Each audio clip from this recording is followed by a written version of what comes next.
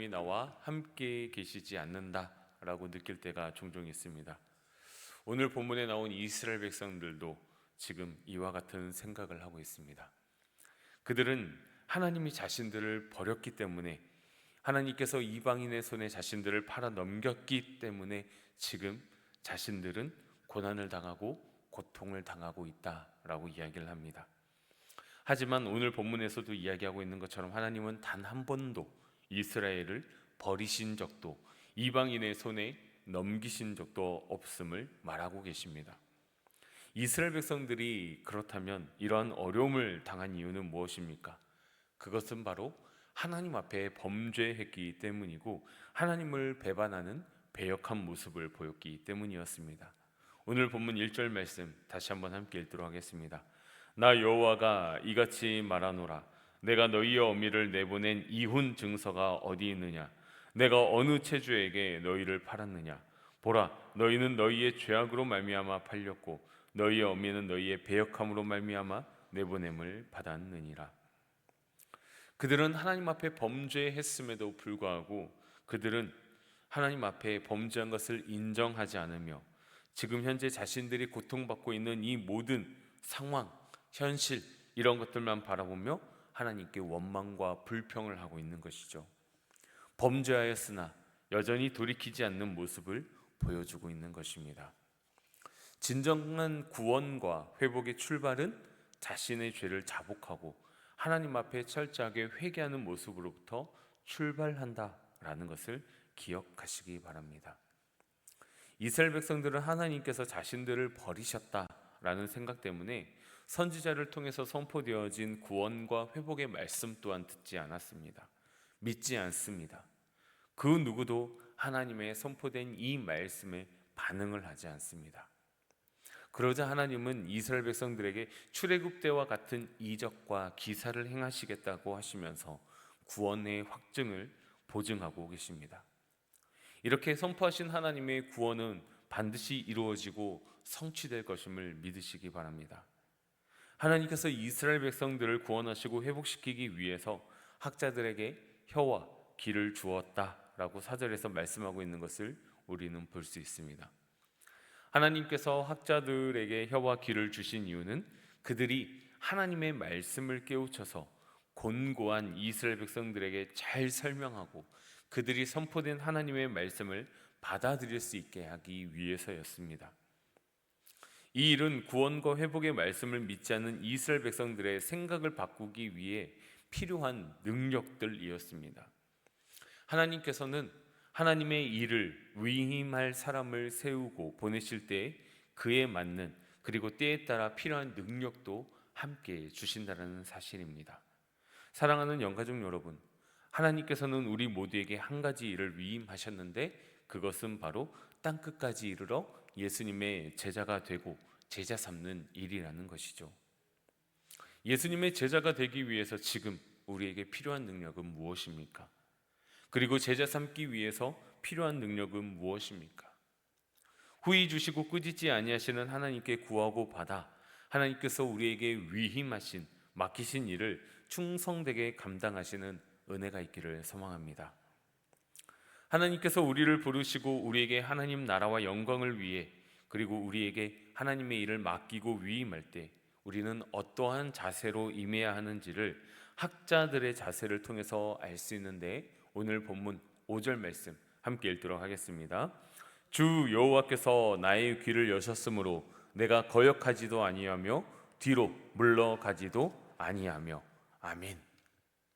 하나님의 위대한 부르심 앞에 학자들은 거역하지도 않고 내가 뒤로 물러서지도 않겠습니다 라고 결심하고 결단하는 모습을 보여주고 있다는 것이죠. 이러한 학자들의 모습이 바로 우리 모두의 모습이 되기를 소망합니다. 그렇다면 하나님의 부르심 앞에서 학자들은 왜 이러한 모습을 보이고 있는 것일까요? 그것은 이 하나님의 부르심에 주님께서 부르셨사오니 내가 이 일에 순종하겠습니다 라고 하고 나아갔을 때 앞으로 당하게 될, 그리고 그들에게 임하게 될 박해, 핍박, 어려움, 이러한 것들이 예상되었기 때문입니다. 6절에 나와 있는 때리는 자들, 수염을 뽑는 자들, 모욕과 침뱉음, 이러한 표현들은 학자들을 향해 박해와 공격을 나타내고 있는 것이죠. 그런데 더 놀라운 것은 이러한 박해와 공격, 어떠한 어려움이 있다고 할지라도 학자들은 이 모든 것들을 피하지 않고 기꺼이 감내하며 이겨내겠다라고 다짐하고 있는 것이죠. 실제로 학자들뿐만 아니라 우리를 구원하시기 위해 오신 예수님께서는 우리를 구원하시기 위해서 이 어려운 일들을 당하셨죠. 어떤 사람들은 예수님을 때렸습니다. 어떤 사람들은 수염을 뽑지는 않았지만 그 행위가 그 상대방으로 하여금 조롱하는 행위를 통하여서 예수님을 조롱하였습니다. 예수님을 모욕하였고 예수님을 침을 뱉었습니다.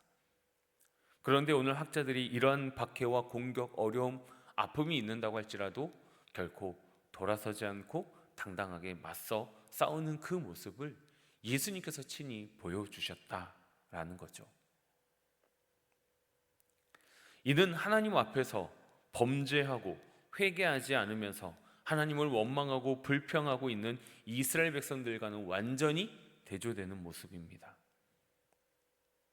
그런데 성경은 이것이 바로 하나님의 백성이 취해야 할 자세, 마땅한 자세라고 보여주고 있는 것이죠. 이들이 이렇게 힘들고 어려운 박해가 예상됨에도 불구하고 예수님도 그 길이 얼마나 힘든 길인지 알매도 불구하고 이 모든 어려움에 의연하게 맞서며 그래도 묵묵히 이 길을 가겠습니다라고 결단하는 이유는 무엇입니까? 오늘 본문 7절에서 9절 말씀에 그 답이 나와 있는데 우리 함께 읽도록 하겠습니다. 주 여호와께서 나를 도우심으로 내가 부끄러워하지 아니하고 내 얼굴을 부싯돌같이 굳게 하였으므로 내가 수치를 당하지 아니할 줄 아노라. 나를 의롭다 하시는 이가 가까이 계시니 나와 다툴 자가 누구냐? 나와 함께 설지어다. 나의 대적이 누구냐? 내게 가까이 나아올지어다. 보라, 주 여호와께서 나를 도우시리니 나를 정죄할 자 누구냐? 보라, 그들은 다 옥과 같이 헤어지며 좀이 그들을 먹으리라.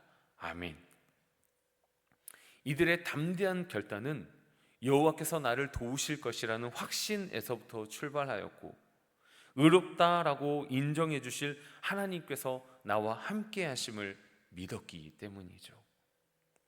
이러한 믿음으로 말미암아 이들은 원수의 어떠한 공격에도 수치와 정죄를 당하지 않을 것을 믿었다라는 것입니다. 하나님을 신뢰하지 않아서 하나님을 향한 믿음이 없어서 정죄와 수치를 당하고 있는 이스라엘 백성들과는 완전히 반대되는 모습입니다.